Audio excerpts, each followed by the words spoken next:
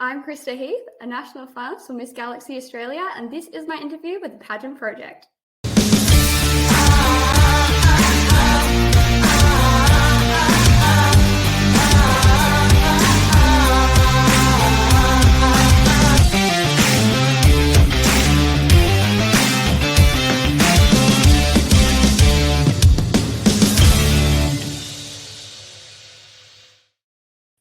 Hello, everyone. Happy Easter. My special guest for today is Krysta Heath. Krysta, how are you? I'm good. How are you? Thanks for having me. I'm doing well. It's been a while since we had our last interview. Actually, how many years? It was I think Miss like Planet. 2018, like the end of 2018, maybe. How long have we been in this industry for? Yeah, Too wow. long, I some actually people might say. started in 2018, so maybe it was end of 2019, our last interview for What Miss. was the very first pageant you did? I can't remember. Miss Grand was the first one that we interviewed for, and That's then right. after that was Miss Planet That's Australia. right. So you've been around the block a few times since then. How's life been treating you since we last spoke? Yeah, busy, definitely busy. I would say that my schedule is always very full, which is great, but you know, busy life equals a bit of exhaustion, but getting there. Have you had time? Have you had any time off? I mean, it's supposed to be a long weekend. I get the feeling that Yeah, you're having a pretty hectic weekend, even though it's supposed to be a long weekend. Have you had any time off at all? a little bit. My parents, unfortunately, are selling the farm, and so that was sold recently. So we're kind of just in the moving stages. And Mm. unfortunately, with the big long weekend, they've taken that as the opportunity to hightail everything out of the house. So a lot of moving this weekend and helping them do that. So it's been a bit busy. I think moving is my best friend is moving house at the moment. And I think moving is my least favorite activity on earth. Got to get all your life into a box. Then you have to But remember which box you put your life in. And then when you get to the new place, you have to take all your life out of the box. oh, It's, there was a period that I thought of it like I was going to take up a second job in it for a while there because my best friend, her mum moved, and we were helping her mum moved, and then my best friend moved, and then I moved, and then we were helping people move in between that. And I was like, at this point, we might as well just start a business on the side. By the time I moved into my house, I never wanted to move again. so how are the muscles going then? I Yeah, imagine with all the they're lifting pretty of. big. Yeah, you, Yeah. you, you turned buff. How does it feel? How long? I don't think I've ever asked you this. So I knew that you lived on a farm previously, but how long was that farm in your family for? Yeah, so it's pretty sad. Yeah. There's two properties next door to each other. My grandparents own one, and we bought the other one from my grandparents. But essentially, the 150 acres has been in the family for over 100 years. So Oh wow. we just sold ours, and my grandparents actually decided to sell their property. So Oh, yeah, it's a bit sad actually. that's why I was asking because it seemed like it was in your family for a while. I didn't realize that many years. Was there Yeah. any particular reason to sell it? Um, just I guess the inconvenience of like the distance. Unfortunately, like we're young, like a young family, and just given the appointments and like school, everything's not very close, and the distance of driving, and it was just getting a bit too much for everyone. You'd have to leave very early and you couldn't get back till very late. And we didn't really have farm, like we had like stuff on the farm, like cattle and stuff, but Yeah. not really like it's not a farm, I suppose, property because there's a big mountain on it.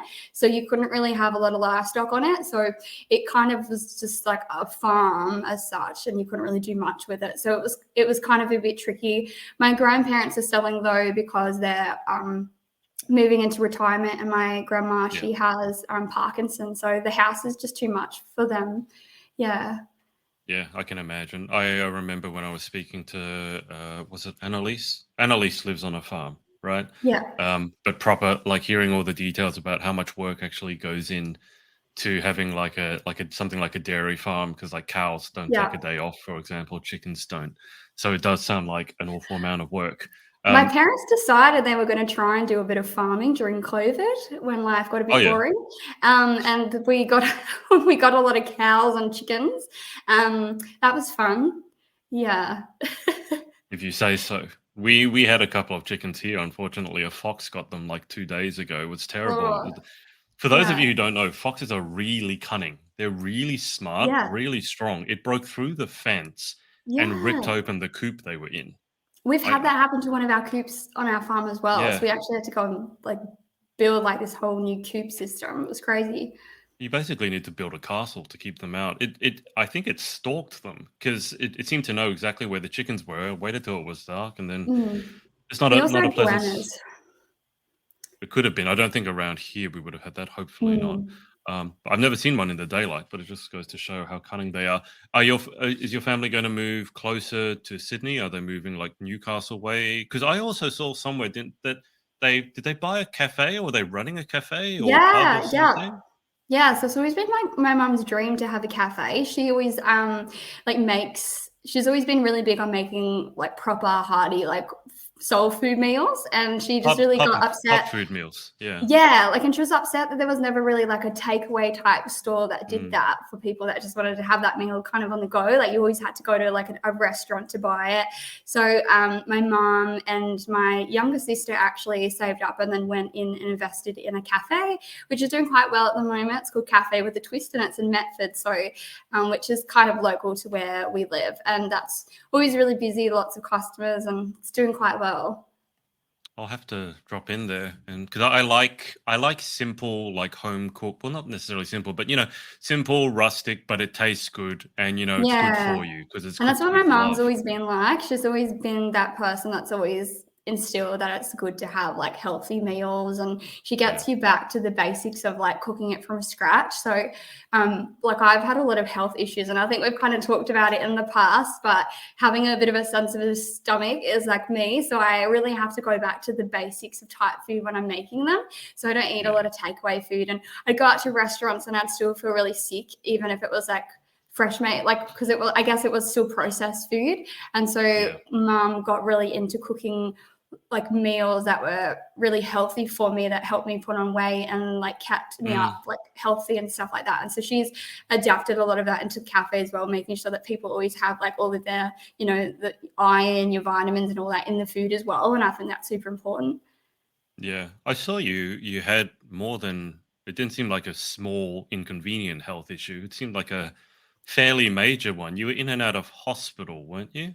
Yeah, so quite a few things, I guess, like over the year. And I think it comes down to me kind of talking about how it's really important, I guess, put your health first, but Mhm. also like just acknowledging when you've got things going on and just to make sure you follow them up. So I was in and out of hospital for quite a bit there, and there was lots of just little different things that kind of went on that added to like a really big thing all Sure. up. So I guess like I went to Africa in 2017, and I went over there and had a great time. I did some volunteering, but when I came back, I had a parasite. Oh But no. no one, it was so rare that no one in Australia even tested for it. In fact, Yeah. when I went to specialists and stuff, they had to do an out of Medicare rebate test in order to identify what it was. Wow.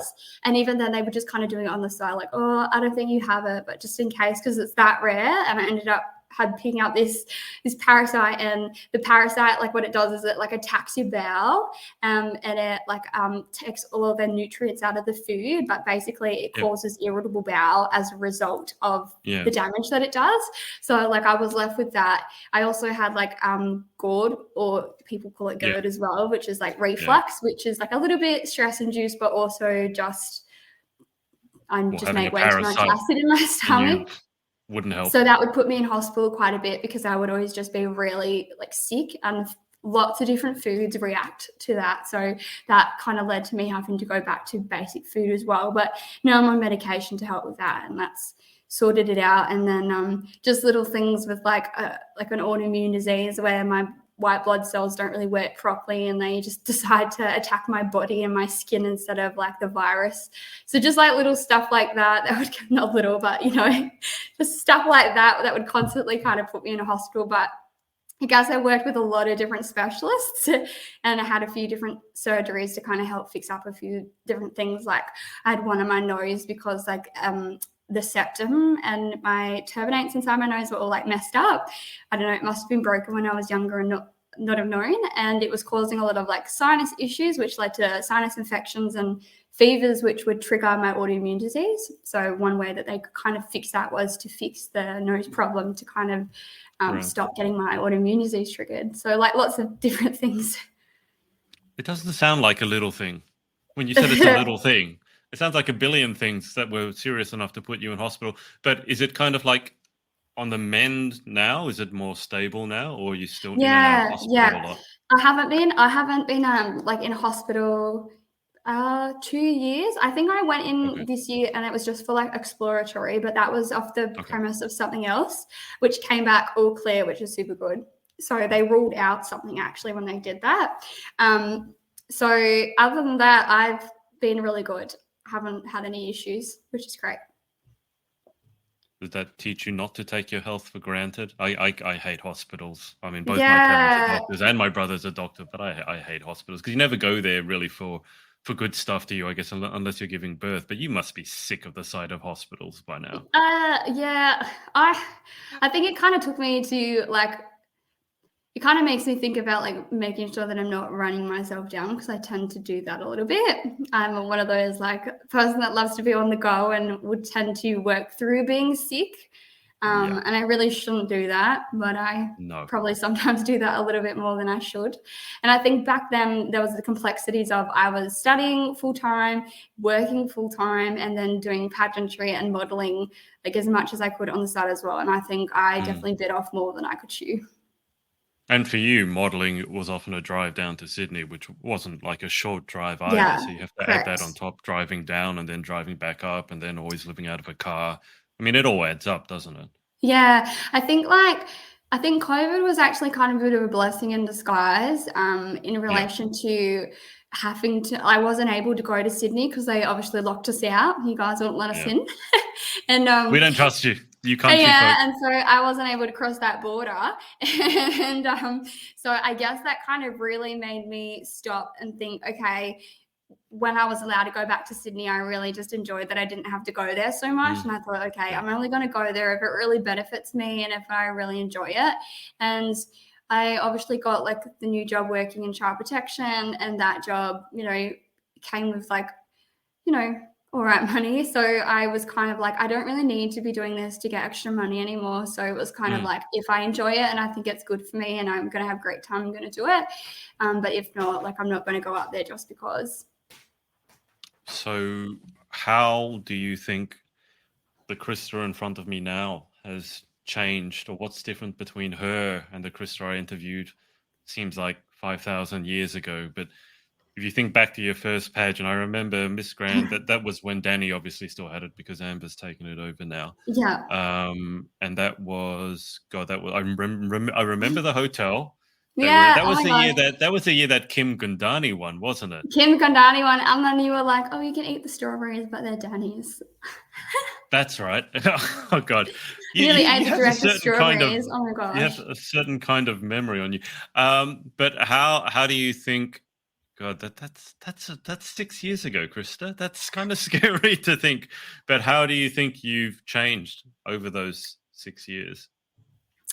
Like I like to say a lot, but I think there's still some areas that are the same, which I appreciate because they're aspects of me that I love. But I think the areas that I needed to change, like learning, taking on like the feedback from the industry. I think at the Mm, beginning I was really hard to accept feedback. Like I thought yeah. that I would be fine, that I didn't need it, and people were just kind of being a bit harsh. And now I look back on the feedback and when I take it in, I'm like, oh, that actually makes a lot of sense. And I wish I had listened to that sooner. So I think like I find feedback and taking on board what people say more valuable now.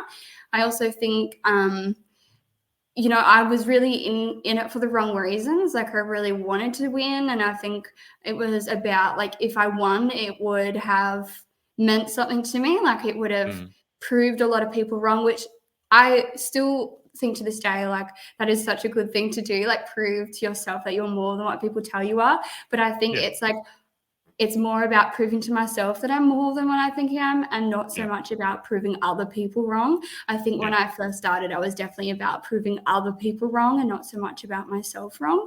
And so I think that aspect of me has changed. So even if I don't win, I always come out of it with something. And I think that's more valuable than what I had before, because I think before I wasn't really coming out of it with anything. If I lost, I lost, and that sucked. Where I now, think like, you know, I value the friendships I have. Like, I talk to some of the girls like every day, and like, you know, I value certain pageant systems for like the things that they offer, like the Galaxy system, like for the friendships, and just because they are there to bring you up. The atmosphere is just so different to other pageant systems. I don't know how to explain it, but unless you've done it, I think you can't really talk about it. what are you most looking forward to? I mean, when is Galaxy? I can't remember. There's so many pageants Yeah, it's going on. in But when is May. it's in May? Okay, so Yeah, the it's first only week. about a month away now. Yeah. So how are the preparations going? Obviously, this isn't your first rodeo, so to speak. It So isn't how's my first everything? rodeo. No. Good. I think this year is different. I kind of like usually tend to do kind of like always have another pageant that I've got on the side. And this year I've kind of just mainly focused on the Galaxy pageant. So I don't have another pageant that I'm doing this year, unless it's like, you know, if I don't win and then another one comes down the track later, maybe. But Mhm. at this moment, like, my goal has been focused this time just on the Galaxy pageant, which I think has been a better experience, because usually there's been another pageant that I've been doing that's coincided, and I think that's a really challenging thing to do, have more than one Yeah. pageant at the same time, because you can't be fully focused. And I think, like, you know, you don't acknowledge how much actually goes into a pageant.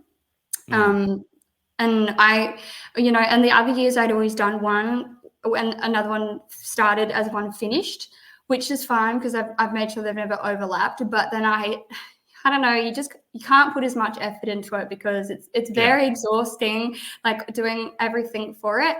I think this time Galaxy is all about, like, they've got a lot of aspects of community engagement and appearance, and I think every other year I've been a bit terrible at that.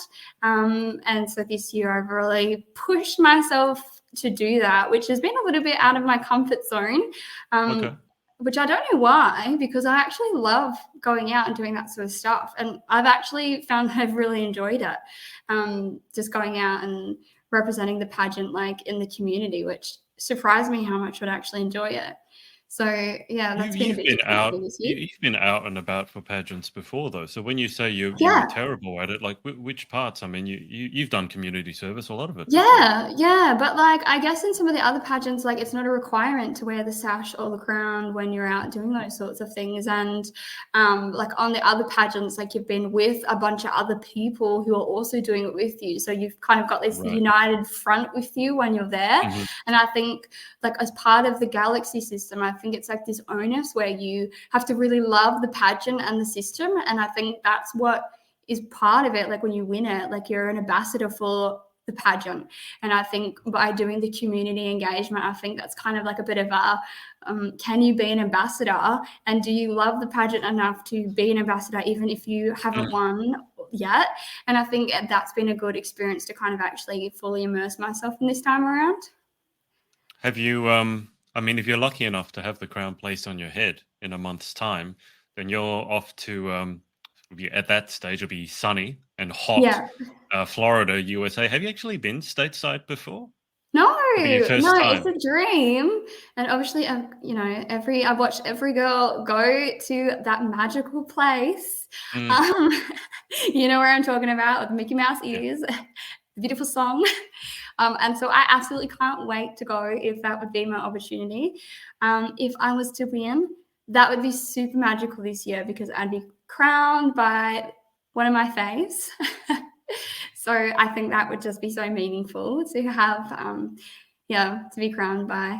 I hope, I pray you have a better time at Galaxy than Emily did last year. She fell Oh off the my, stage My goodness, She poor fell over Emily. on the street, broke her heel. She fell off and then she was projectile vomiting because she got food poisoning. I know, I So, know. Poor, I was in the bathroom with her, like holding her hair, oh while the god, other girls are like, oh, gee. I felt so awful. And we're there in a bedroom, like helping her. A poor thing, she just was not having a good time. And I just think that's what made it even more special because I think it just goes to show, like, you can think that you are doing it terrible, but if you just play confidence in the moment that you need it. So that I think Emily just got to this point where she was just like, you know what? At the end of the day, it is what it is. And she just went out there and she gave it her best.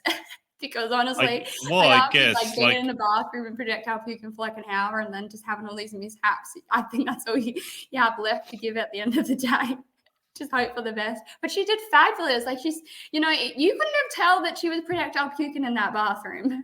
well, you've I got mean, nothing. You've got nothing to lose after it, do you? I mean, if you've been projectile vomiting your guts out and you fell off the stage during the rehearsal, it's only uphill from there. But I'm really just hoping this is not like the new way forward for Galaxy Australia. Like I know. it's an omen. But do you know what? Like I'd heard because she was telling me about how who was it? One of the other girls the year before who did really well as well. She had a lot of mishaps as well. And so when she was telling me, I was like, see, Emily, it's like totally your year. And then she won. I was like, see, it's like a good omen to have like bad stuff happen to you. I'll remind you that you said that. If bad stuff starts happening to you, I mean, I Yeah, hope it. please. I don't I think hope I it. definitely felt like that in that moment. How I'm trying to remember. So obviously Emily, and if you don't know who we're referring to, it's Emily Egan, who's the current reigning queen. Let's combine our heads. Let's see how good our Galaxy pageant trivia is. Who was before Emily? Who crowned Emily? Um, Brie. Brie. Who crowned Brie? Because it was also like COVID. Was it Alicia? Yeah. Who Yeah, I think crowned it would have been Alicia? Alicia. Yeah. Who Because she crowned held the crown Alicia? for like 2 years after that before it was passed on. Can you Was remember who crowned Alicia? I it can't. I should. I was there. yeah, it was Alicia's roommate, wasn't it? Because Hannah I was it don't know. no? No. No, she pipped Hannah by half a point, but I can't remember who. Oh well, I'm just, and that was on the Gold Coast as well. It's all right. Don't give it too Mm. much thought. It's just But interesting. I mean, before Alicia. I'm trying to remember because I was there that year as well. But that was my first year oh, doing hang Galaxy. on. No, I remember now. It was the teen crowned Alicia because the Miss wasn't there from the previous year. So it was Hannah, Oh. but not Hannah Swart, Hannah Kavanagh. Oh I yeah, remember yeah, now. yeah.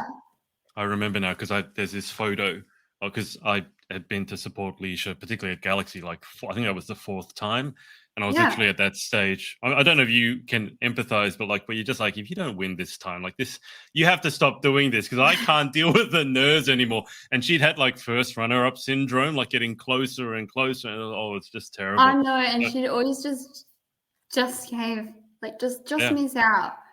And I and was her then she finally got roommate it. the year before she won. And like she just she's a good queen and she's continued to be a good queen. I mean, like look at all the amazing things she's continued to do in her reign, like both nationally and internationally, and like to keep going and she's still going strong. I just think like what a testament. Like, she was in the competing for the national title for so long, and then her Mm. reign in the international, has just been very long as well, and she's done a lot of great stuff. Well, she's definitely a Galaxy queen through and She through. I is. can't remember how many times she competed, but even when I first got to know her, which would have been back, I think, 2015, 2016, maybe. Even back then, I think she had competed in Galaxy twice or so. So I'm scared to think how many times she's competed. What keeps you going in pageantry? Because obviously, with your new job, and we should mention that because I think it's a Mm. really important job. Well, let's talk about the job first. So tell people at Okay. home the basis of what you do. Yeah, so I'm a child protection caseworker here in New South Wales. So essentially, when there's a child at risk of harm, and we receive reports, and I'm the person that gets allocated reports, go knock on the door of the parents and to talk about the reported information. From there, I'll do assessments with the family to determine whether or not that child is safe to be at home, whether we can safety plan with that family, or whether or not it's unsafe for that child to be at home, which leads to a lot of different things, but can also lead to court intervention. And that is my role. So I have lots of different places that I end up. And unfortunately, that also ends up in court. And yeah, working with a lot of different people, unfortunately, sometimes when children are unsafe to be at home with their parents.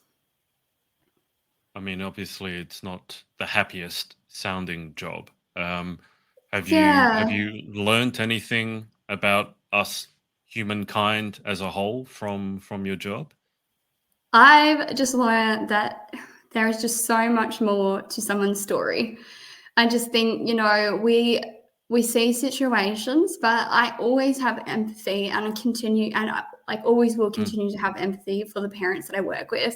They are not there in that situation because they've had a beautiful life or things have been great, Yeah. And while like my heart goes out to the kids, and obviously that's my job, like I just think before you judge, if you don't know their story, I think you can't comment.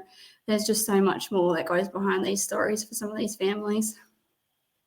Well, being a parent is a thankless job at the best of times. I mean, it certainly doesn't pay very well. And then dealing with kids. I mean, I've taught kids in the past, coached kids, worked with kids, and it can test the patience of the best of us. But I mean, Yeah, how do you must have some tough days, right? I do. Yeah, So yeah. what There do are you some really tough days.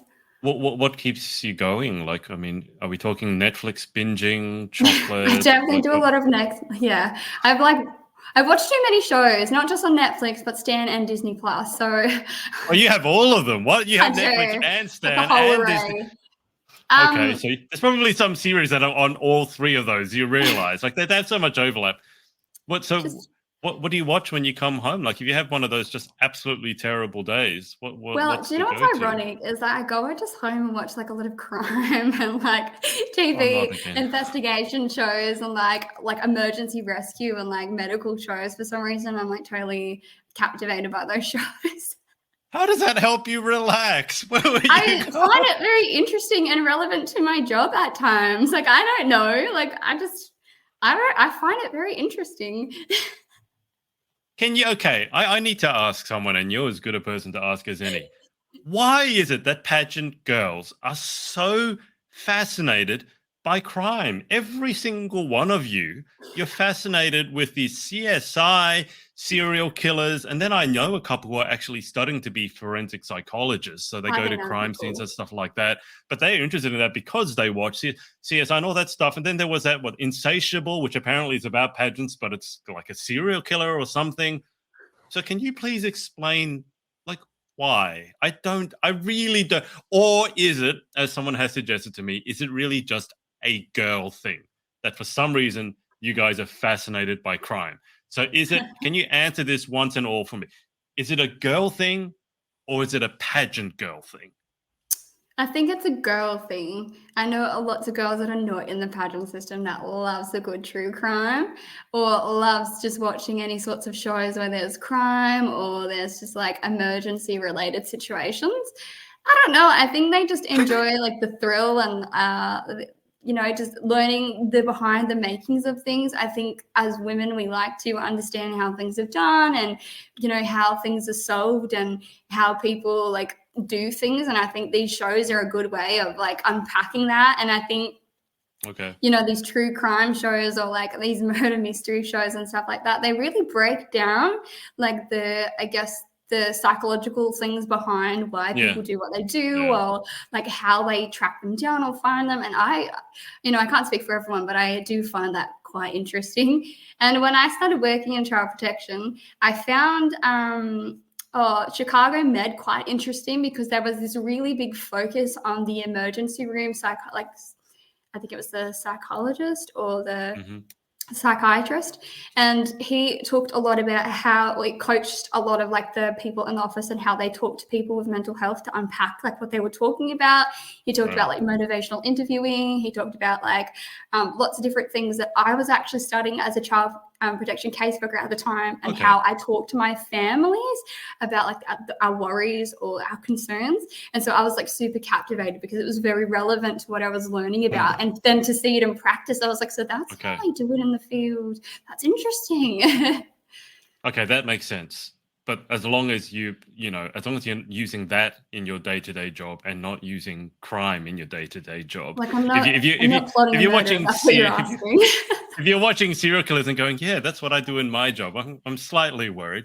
But what do you do? Like, you don't strike me as having a lot of free time. So, like, do you have chance to like just if you had like let's say a week off and you weren't allowed to do anything resembling work, so not even like social media, no work, nothing that you had to do, no modeling, like what would you do for a week? Yeah, that would be very tricky. I actually do have some time coming up. I'm going camping. I usually go camping, and I do it on purpose. Do it very meticulously because I make sure we go somewhere that's got no internet access as a way to kind of switch up. I force myself to do it. So I go with my friends, my close friends, and we have like, it's more like glamping. I won't say camping because we very glamp it up. We bring a trailer with like our whole setup, and we go, I think we did, I don't know if you've seen the photos I posted on social media, but I did like kayaking and we did like waterhole jumping and stuff like that. So very active based camping to keep us very busy. So it's not like kind of chilled out, but it's, I guess, because I like to be active, but it's away from that side of things. It sounds chilled out for you. It's chilled out, yeah. It sounds like your version of chilled out. Yeah. But what you're saying is you're not just sitting around the campfire doing nothing. You still have to find things to do. Still got to do something. Yeah, we've got games or we've got activities that are planned. Like we're very like, let's do this and then we'll do this and then we'll do this. You can never stop moving, can you? Always got to... I feel like super guilty. Like I feel bad. I don't know why it's like this thing I have that I just feel guilty for not doing something. I was working with someone in sort of counseling and coaching, and they were similar to you in that they could never stop doing like they always had to be doing something. And if they stopped for a moment, they felt guilty. But for them, it was almost like an existential crisis. They felt like if they weren't doing anything, that they just didn't exist. So it was a really, really strange and bizarre. Like some people just can't stop ever. I mean, I can't really talk because, here I am on a long weekend talking to you. So I can't really stop either. But I think it's something, hopefully, I don't want to speak for you. So as you've gotten older, have you gotten a bit better at taking some time for yourself? Because it sounds like from what we were discussing before, you've had to. Yeah, I have. I would definitely say so. And I think because I kind of picking and choosing now what I choose to do, I think that's good. I also think like during COVID, me and my best friend, Emily, and I've made a really good friend, Trish, at work. We, particularly with Emily, we made like this deal that like we were just like, we were friends that could call each other in a couple of months, like nothing had changed, but we weren't really hanging out all the time. We worked together for like 5 years straight, and then we both switched jobs at the same time, and that's when we kind of realized that we were actually best friends. Up until that point, we didn't acknowledge that we were really friends outside of work, and then because we like lived at work, and then during COVID, like just so much stuff happened in our lives, and we just would call each other and we said we need to get better at being friends. And so we just like made this commitment that we were going to plan events every month, and then it went to every fortnight, and now we have like dinners every Friday night at each other's house. Like we alternate, and we pretty much do things together every weekend. And I think like just doing that, I think was good. And now obviously with my friend from work, we chat like every day, and I think doing those things have made it a lot easier to take time for myself, because I've got friends that are always like, let's go do these things together. And I think when you have people to do it with, it's a lot, you're more motivated to do that.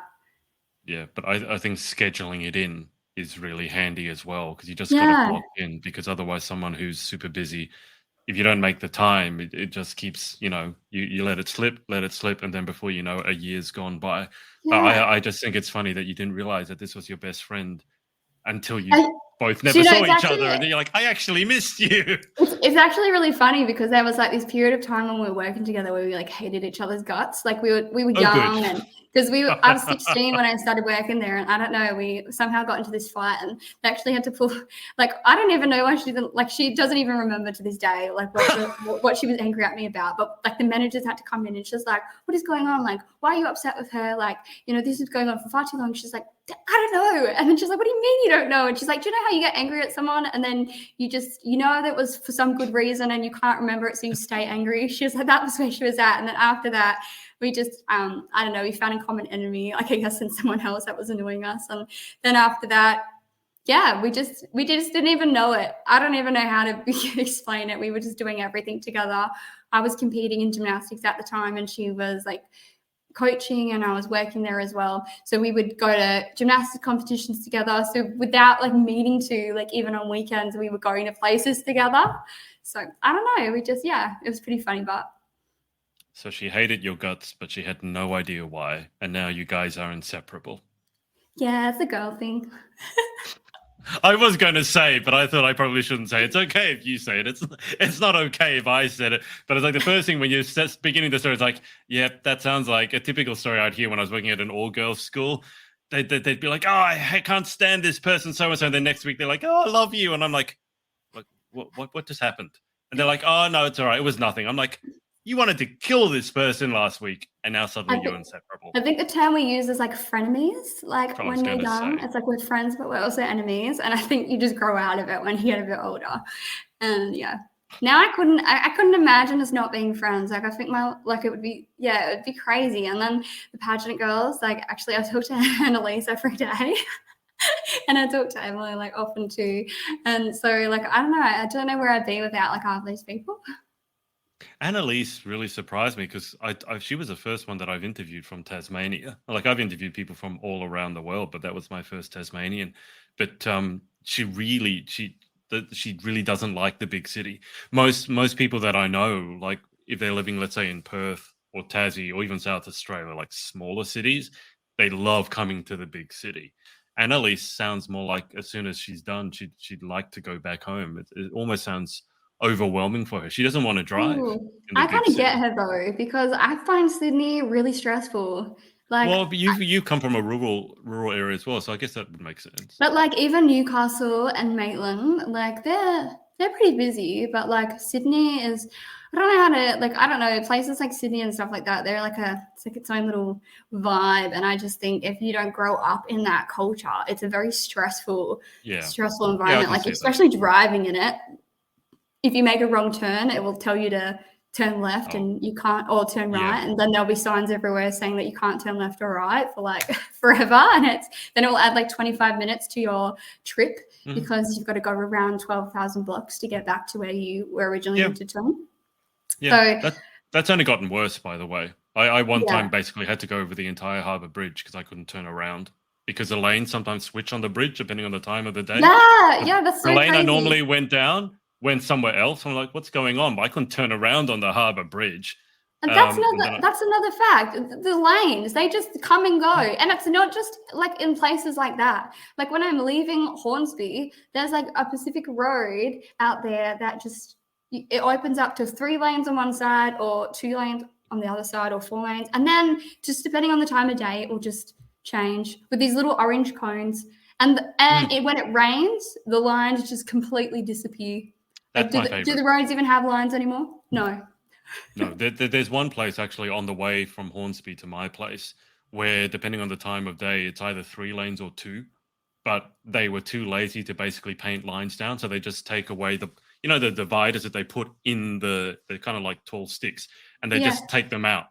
So you have no idea, am I supposed to be driving like it's 3 lanes, or am I supposed to be driving it that the left lane just stops?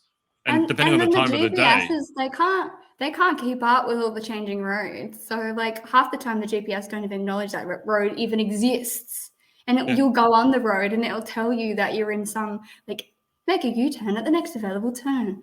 Like, you're in an abandoned area. Like and then it skits us out. Like it's You sound like you had a few issues with your GPS, probably worse so than me, but you probably drive more than myself. it just I mean, takes look, me on like a new route every time. It's like scenic tour of Sydney. that's to keep your life interesting, so it doesn't I get know. boring.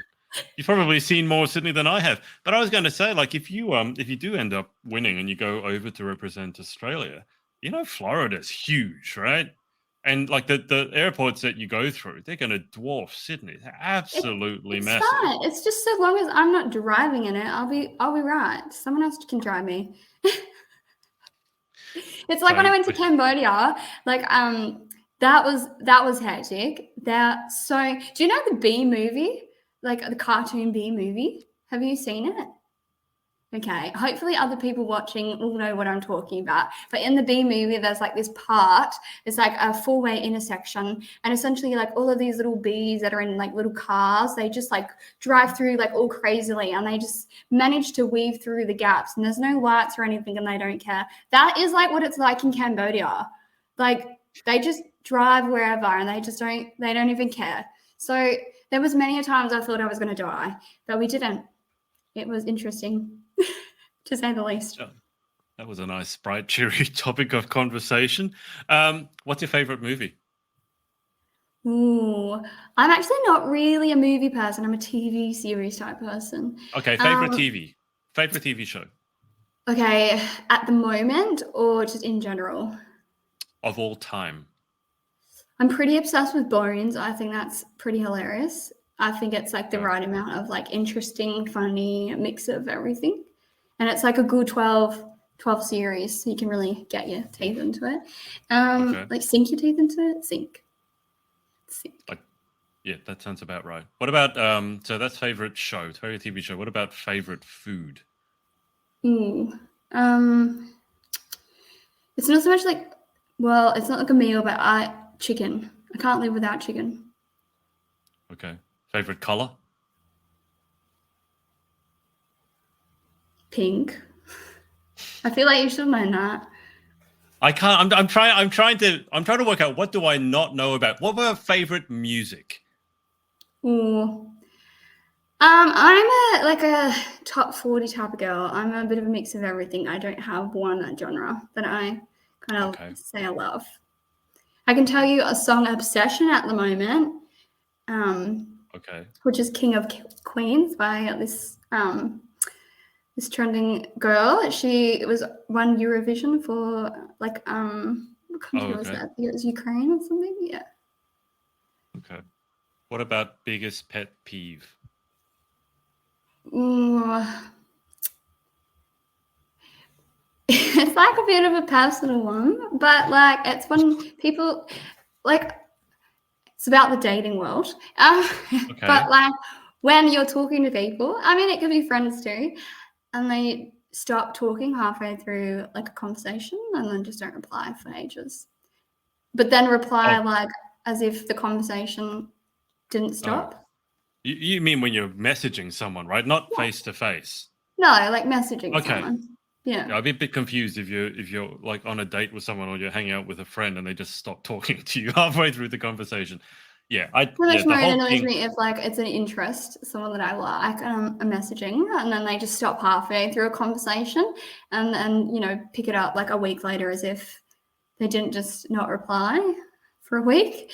That's a pet peeve, but I guess like if friends do it as well, that can be annoying. I think different people have very different like ways of messaging on dating or social media apps. Some people will message straight away. Other people are quite happy to leave you on read and then will reply a week later. I think the best thing they could do is get rid of that. When it tells you that they've seen your message, I really wish they would just get rid of that. Really do. That's even more because like I know that you've read this and you're choosing not to reply. Yes, that's what I don't like that either. When they've started the conversation, like they send a message first, you reply, they see it, and then leave it. Like, why bother starting a conversation? Honestly. You sound see, like... I'm already getting revved up. It drives me bonkers. You sound like this has happened to you before. No, not at all. Fair enough. I get it a lot in my job, but that's to be expected, I suppose. Nicole here has said B movie is elite. I don't know. I've not watched the B movie. It is elite. One more serious question before we go to the final 10. If you were lucky enough, fortunate enough to have the crown placed on your head in about a month's time, what sort of role model do you hope to be for the younger women looking up to you? Because, obviously with the crown comes quite a lot of attention. So what is it that you would like to be remembered for? Or what is it that you would like to be remembered standing for? That is a good question. Thank you. I think for me, I just want to be remembered for like inspiring others, and not in the term of like, I guess making a big powerful movement that everyone gets on board with. But I guess like with girls, obviously today, they live in such a harsher reality, particularly than what I grew up in. And I found growing up hard, like bullying and the way that people view you. I would just like to think that I could be someone that young women or young youth or young children could, follow and engage with, and think that, wow, like this could be me when I get older. Like this, like life has a lot more to offer. And I can see that, by looking at Krysta, I can see that even though life is really tough right now, there's lighting on the other side. So I guess like for me, winning, I would just like other people to see that there's a lot more that life can offer if you just keep pushing through and you keep like following like your dreams, and I guess being more than what you think you are. That would be my goal. What was your favorite saying? No one can make you feel inferior without your consent. Roosevelt. It's so relevant. Yeah. I remember that because I remember you put it in the book, and that just came to my head right then. Yeah. That's nice. And it's such a hard thing to learn, because I guess when you're getting told every day you are something, that chips away from you. And it's so hard to not believe what other people are telling you. And when you hear it for so long and just all the time, especially with the way that I guess society has it this day, you get it in magazines, you get it on TV, radio, podcasts, music, you get it on social media in every 12,000 different ways. You get it through advertisement, you get it from the government, you get it, it's what chance do young girls kind of have today, like to kind of grow up and think that they're going to be anything more than what they are or what people tell them they are, So I hope that, I can be someone that they can look up to and learn that there's definitely light on the other side. Well, I would agree with that. So before we get to the final 10, I'm now trying to remember your answers from before. None have come to mind, but I'm sure they will as we go through it. Anyone you want to give a shout out to? Maybe just, I guess my Page girls. They know who they are, mainly just because we talk every day and, they're in it with me and they know what it's like. And I guess maybe to my workmates, they probably, I don't even know they're watching this, but mainly just because, like you said, and my job is quite tricky, and, it's really important that you have people that you can kind of talk to that understand what you're going through. And I guess for me, you said, do you have people that you can talk to? Like my work people are who I talk to about what goes on for me. So they're very important to me. Nice. All right. Do you remember any of your answers from the final 10? Not off the top of my head. It's been a little while. I wonder if they've changed. Yeah, I'll have to go back and compare. All right, well, here we go. Number 1, what's your favorite word?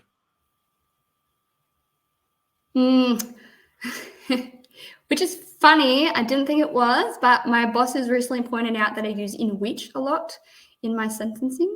So in which, she said. So apparently that's my favorite, like, word combined at the moment. Whenever I write something, I'll say in which, she said. That's definitely a new one. Okay, well, number 2, what's your least favorite word? I don't know. I think that's your answer from before as well. I don't think we ever got to your least favorite word. Yeah, no. I mean, I don't like swear words, but like, okay, maybe swear words in general. But okay, Yeah. Okay. That's fair. I've certainly had that answer before. Number 3, in life, what gets you excited? What turns you on? Well, pageantry and like doing like influencing in social media. I get really excited about that sort of stuff. It's kind of like, it's just like my love. So that gets me really excited and super happy. Probably, yeah. What about what turns you off?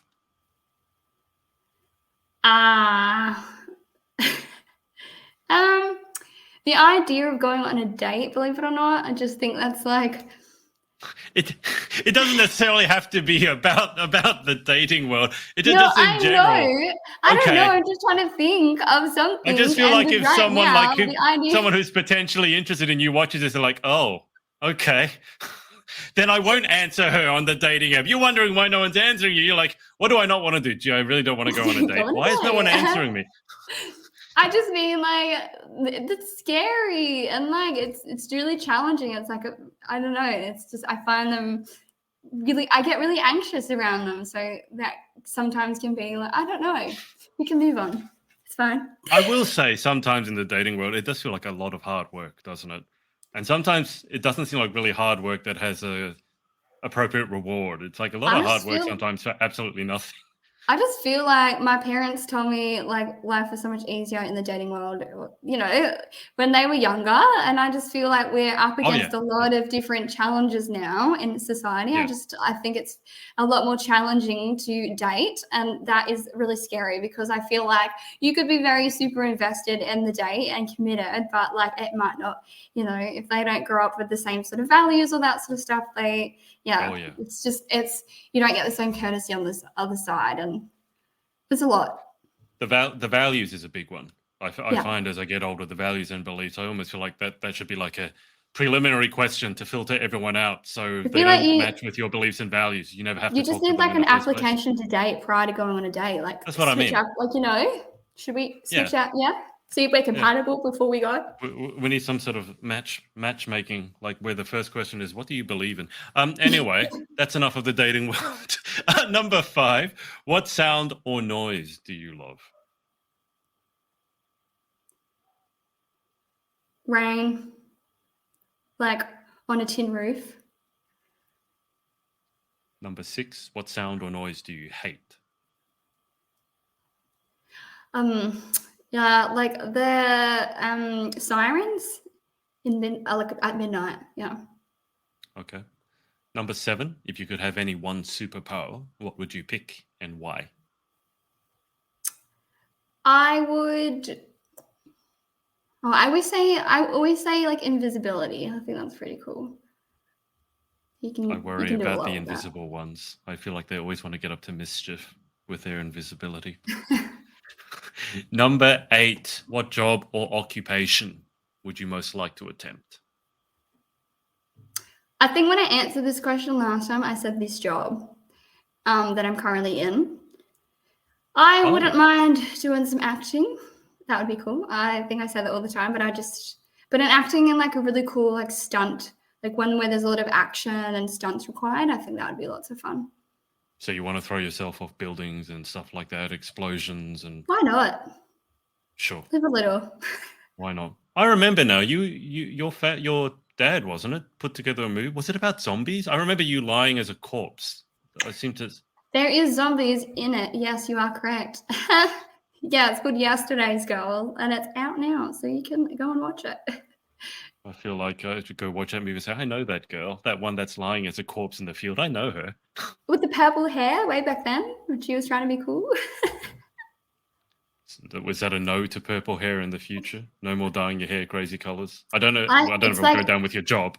I can't go back to dyeing my hair. I think it brings up too many memories when I thought that dyeing my Traumatic. hair would fix a lot of problems. It did not. A lot of us did things with our hair when we were younger that we regret. Yep. Believe me. Number 9, what job would you definitely not like to attempt? I wouldn't want to be no offense to anyone that is a cleaner. I just after having to move houses and clean the house so many times, I just couldn't do it.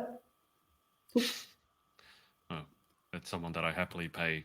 That's a job I happily pay someone else to do, especially rental cleans. I was Like, I you're can't do it. literally just talking to my parents saying, like, I think we should just all chip in for a professional cleaner this time around. Oh, it's so much easier, believe me. Also, they because often you like the bond is on the line. You don't get your bond back if you haven't cleaned the property properly. And some of these cleaners will guarantee that you'll get the bond back, and if you don't, they'll come and clean it again. That was just a peace of mind. I don't mind cleaning, but not to that level. Yeah. Anyway, final question. If heaven exists, what would you like to hear God say when you arrive at the pearly gates? Didn't do too bad. That's faint praise, but I guess we'll take it. I would also like him to answer. Well, I'd hope he'd have the answer to my question, which is just like, I always just wondered how he just existed. Like not in like a condescending way. Like I actually genuinely wondered, because obviously everything else we know, like in the Bible, is just created. So I'm curious to how he could just exist. And I think that's like out of my mindset to understand. So if he had the answer to that question, that'd be super cool. It might be a very long conversation. It could be, but I feel like if I'm up there, I'm going to have a lot of time. Before I hang up with you, how much chocolate have you eaten this weekend? Too much. I also have an Easter bunny that's sitting near my bed because the Easter bunny also left me one. You're going to blame this one on the Easter bunny, are you? Little Jesse loves the Easter bunny, and he came and visited this morning, and he had lots of chocolate everywhere, and he also left me one, the Easter bunny did, which Jesse was very excited about. And all for who don't know who Jesse is a little boy who has been living with me for a little while now. So yes, he was very excited that the Easter bunny also left me one this morning. Okay. I guess it would be rude not to eat it then. Exactly. It was a really big one. All right. Do it. Go on. Do it for everyone. Go eat that chocolate. Well, Krysta, that was interview the third. It's been a long time. We've known each other for a while, haven't we? 7 we have 6, 7 years. I feel like a lot has changed, but I feel like the parts that I value most about you, they haven't changed. Like I still think you're really down to earth, very hardworking, sometimes doesn't know when to slow down. I don't think that's actually changed at all. I like that it's mellowed a little bit. That have changed. I'm still working on a few of them, but you know. Yeah, and you still hate doing the intro. That would just never. I have never met anyone who just. For those of you who don't know, the first time I interviewed Krysta, I don't know. We met up in person. I think we pulled over at some sort of intersection because there were cars still driving by, and we sat on this picnic table. And this was back when I was interviewing in person. I had this camera just focused on Krysta. And I have the recording from the beginning to the end, from when she first tried doing the intro to the end. And I kid you not, because I watched this the other day, it is 8 minutes long. Look, practice makes perfect. You want to try doing it again right now on the live? Oh, stop it. I managed to pull it off in my interviews, but like literally, you'll hear me out in the hallway. You can ask any of the girls. I'll be like, hi, my name is Krysta. I'm competing for Miss Galaxy Australia. And I am, and then I'll go through my thing like before I'm going in. And I am 26 years old. 1 year I went in there and I realized I told them the wrong age, but I just never corrected myself. I just waited till I got out and I just hope they just didn't acknowledge that that was the wrong age. Oh dear. And you still make me laugh. That part hasn't changed. Well, I'll keep you on the line for just a second whilst I hang up with the audience. Thanks to everyone for watching live or on the replay, and we'll speak to you next time. Bye for now. Yeah. Hey, thanks so much for watching. Sorority Access is now open. So if you'd like to join an amazing group of women and learn how to be the most powerful, confident, and impactful queen possible, head to thepageantsorority.com. I'll see you there and see you in the next video.